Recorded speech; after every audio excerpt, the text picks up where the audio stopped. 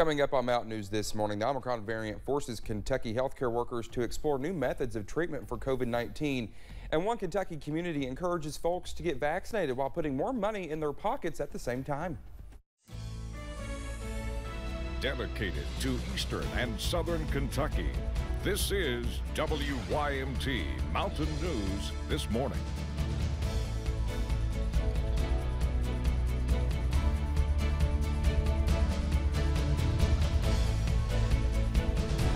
Good morning to you. It is Thursday. It's just before 5 o'clock. I'm Dakota Makeris. Thanks so much for waking up with us. And let's take a look at our cold forecast with Cameron Aaron. Cameron, good morning to you. He is filling in for B-Rob, who is on a much-needed vacation for today and tomorrow. So it's good for him. Yeah, good to be here. Good morning, Dakota. Yeah. It's a cold start to the day. Had to put on a couple extra layers this morning because we are starting out in those teens to even single digits in some spots. Let's take a look at that camera over at UVA-wise. All is quiet this morning. Current temperature is sitting at 19 degrees, and we are under a clear sky to begin this Thursday.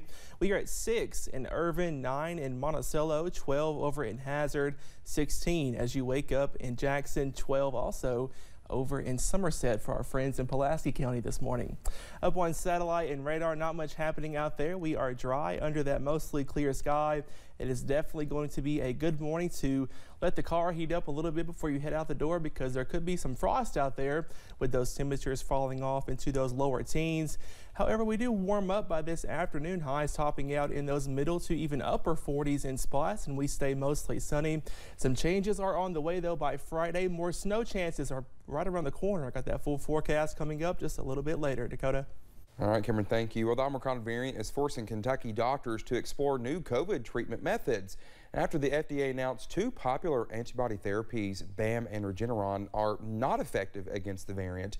Antiviral pills from Pfizer and Merck could make a bigger difference, but the pills are in short supply. It just kind of shows that this virus is just going to continually challenge us in the sense of what we can do for patients and what we need to do as a community around it. Well, the treatments may not be gone forever, though. The FDA could put one or both of those antibody treatments back on the list if another variant develops that can be helped by them. Well, Kentucky is still fighting the Omicron surge. The state added more than 12,800 new cases yesterday and 31 new deaths as well. The positivity rate is down slightly to 32.44%. Now, the number of hospitalizations and patients in the ICU are also both up. You can always find the latest COVID-19 information on our website at WYMT.com. Well, face masks are starting to pop up more in conversations as COVID cases continue to increase. The federal government is sending N95 masks to major pharmacies this week to hand out to customers for free. Customers can get up to 3 to 4 masks per person. Health experts say cloth masks do not work as well as N95s against the Omicron variant. When people wear them initially, they may think, well, they're a little uncomfortable and they're restricting my breathing. Well, that's probably a sign that, yes, they are working appropriately. Well-fitted N95 masks filter 95% of airborne particles. One central Kentucky community is encouraging city employees to get vaccinated.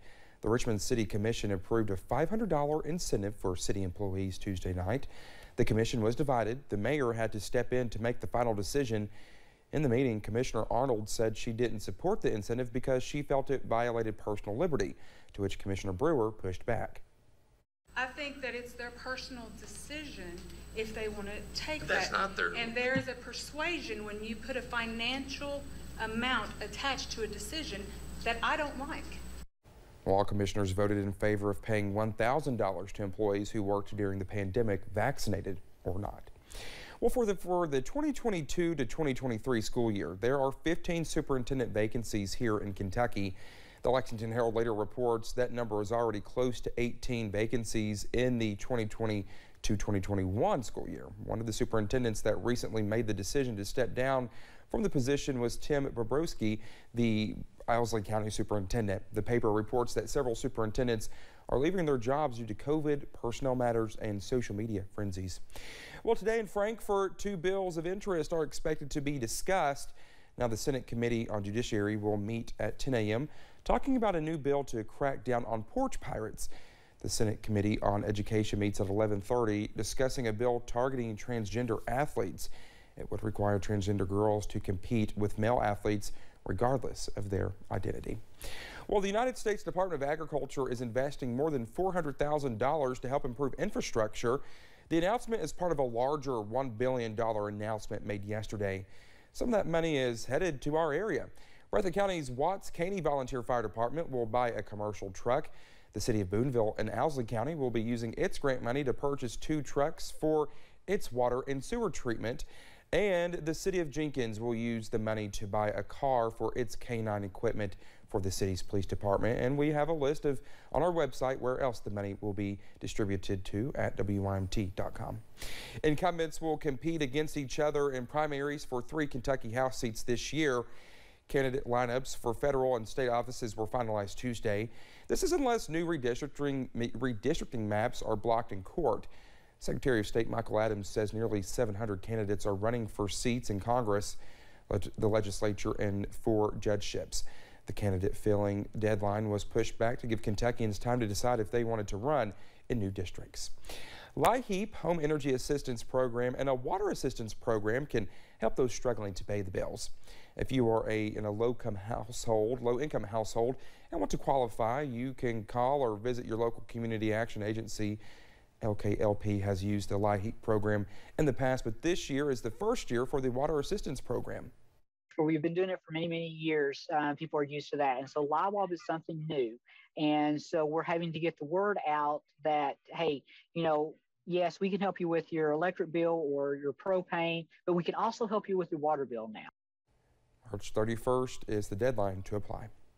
Well, thank you so much for getting your Thursday morning started with us here on Mountain News this morning. Coming up next, Democrats at the nation's capital ramp up their efforts to fight climate change. We'll have those details on the way. It is a frigid start to your Thursday, but a warm-up is on the way this afternoon. I got your full forecast coming up.